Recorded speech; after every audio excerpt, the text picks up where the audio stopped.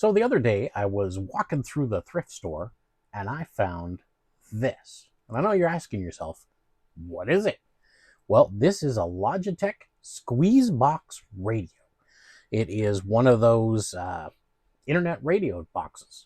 It lets you play live radio, internet streams right on here without anything else. Just use the interface to find what you want. When I found this at the thrift store, it was $10. I thought, hey, why not? Give it a shot. Found out that Logitech discontinued the service in 2024, rendering most of these devices completely useless. However, the community, as always, comes to the rescue of dead devices. And you can set up your own SqueezeBox server at home. And that's what we're hopefully going to do today on Tech Guy Life.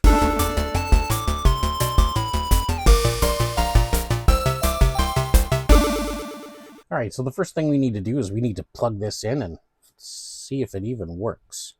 So I'm just going to plug it in on the back. And you can see there, I paid $10 for it. And it's booting up. Takes a while to boot. Okay, so right now it says connecting to mysqueezebox.com, which of course doesn't exist anymore. But the other thing is this isn't on the internet yet, so it wouldn't be able to find it even if it wanted to. So this box was released in the year 2000. So the Wi-Fi I don't think works on my Wi-Fi setup that I have here. So I'm going to plug it in via LAN. Okay, so it's connected to LAN now. Still doesn't matter because it can't do anything. So now that this is on Ethernet, we can't really do anything with it because it can't connect to mysqueezebox.com because Logitech took it down in 2024. Now, this device has been around since the year 2000, so 24 years for a service is not bad. But one of the things I don't think the Logitech did, and I can't tell you for sure if this is true because I was looking at this stuff back in 2024, was if they made it really well known that you could run your own server at home. And you could do that through the help of a website called lyron.org. So that's lyrion.org.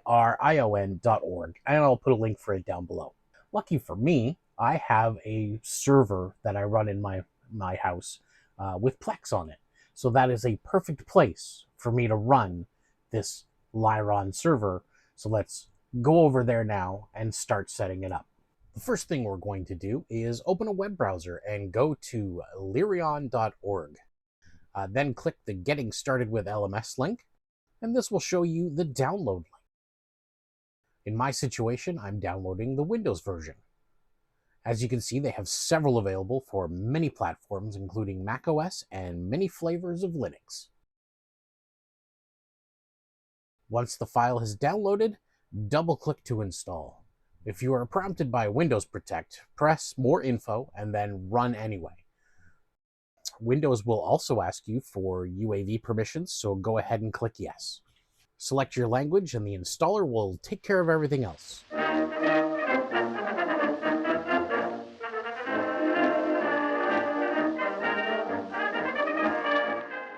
If you select Start SqueezeBox Web Interface, it will open a browser and connect to the server and allow you to continue the setup. It asks you to select some of the initial plugins to install. I'll select Spotify, although I'm not sure I'm actually going to set it up. It has support for Tidal, which is pretty cool. Then we press Next. On this screen, we are asked to select the location for our local audio files and our local playlists. Once you have those folders set and press Finish, it will scan all your local folders and make a database of all of your albums. I've ripped every CD that I've owned since 1993, so this may take a while. Let's try searching for something in the radio section.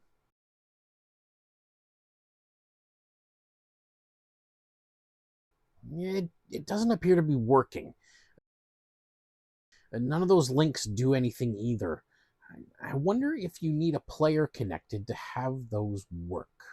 This interface is basically a remote control for the player.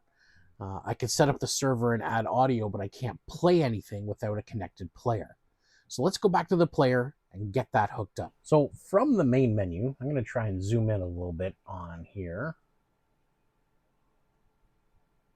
There we go. So from the main menu, if you go into settings and then go to advanced,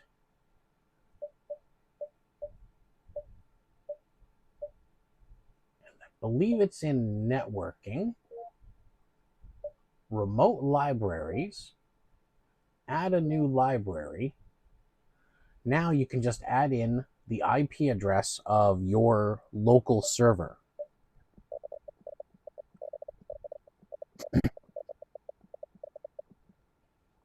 And then connect to this library. And there it is. It's connected.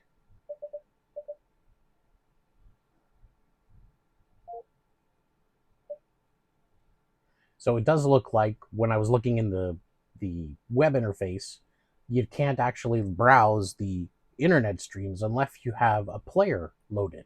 So let's see if we can take a look at those now. After getting the player hooked up, you can now see the device name in the web interface. So let's go to the radio section and search for something in TuneIn. Let's try a podcast that my wife likes.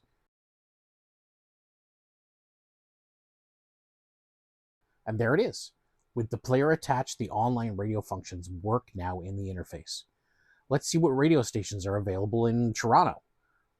I find the web interface is the easiest place to search and set favorites. It's just much easier to search with a full keyboard and a bigger screen. It's nice to be able to do this in a place that is easier to browse than that little display screen. You can also go into the plugins section and go to the radio plugin and then put in your TuneIn username. Then it will read the presets that you have set in your TuneIn account, and those will show up in the preset menu of the radio section. I finally figured out how to import a playlist. As long as the playlist uses the same path as what you have set in your audio path settings, the playlist will import. So I use MusicBee to manage my library via a map drive on my main computer. And I have a playlist of every song that I like from every CD that I've ripped. It's about 1,000 songs. Here is an exported copy of that playlist. In the playlist, you can see that the M drive is its path, and that's what I use in MusicBee, whereas on the server, the F drive is the same path. So all I had to do was mass change the M drive to the F drive, and the playlist imported correctly. Once the file is modified correctly, you can just drop it in the file folder that you set up for playlists, and the playlist will just show up on the LM server. So I gave the unit a bit of a clean, and it is just of these finishes that just loves fingerprints. I managed to clean off some more of the fake rubber that would have been originally on this knob that was leaving some residue marks. Still got some more to work on the sides of the knob, but otherwise it cleaned up okay. But again, it just loves fingerprints. As soon as I touch this, the whole thing smudges. I don't know if you, there you go. You can see that there. That's just from touching it, just going blah, and boom, there's a big smudge. Here's a big question. How does it sound? To me, it sounds okay. It's a nice little music unit. I put some YouTube safe music on here so we can turn it on.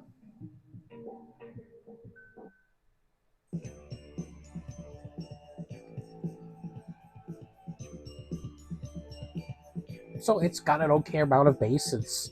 I find it a little bit flat and a little bit bass heavy, so the high ends don't really stick out in it at all. But it's not bad. For a $10 unit, I'm cool with it.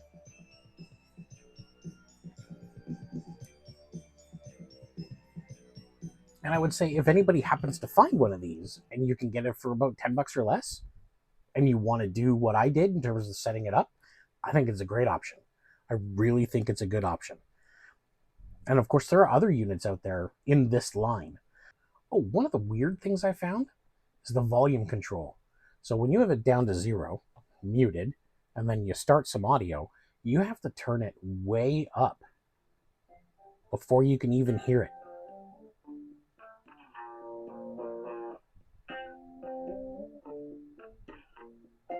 So I found that a little quirkiness, but not the end of the world.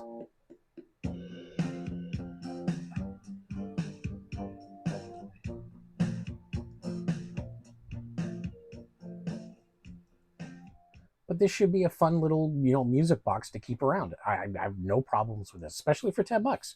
What a deal. I'm going to actually keep an eye out for other units in this product line to see what I can find. There could be some really good stuff out there. Have you guys got any of these? Have you used them before? Do you still use it? Leave a message down below. Love to hear from you. Let's put this in the save from e-waste pile and just be happy it works. That's it for this video. If you like this kind of content, give me a good old smash that like button, subscribe, and it helps get the channel out there and hopefully get some more subscribers so I can keep this going. We'll see you in the next video. Thanks for watching. Bye.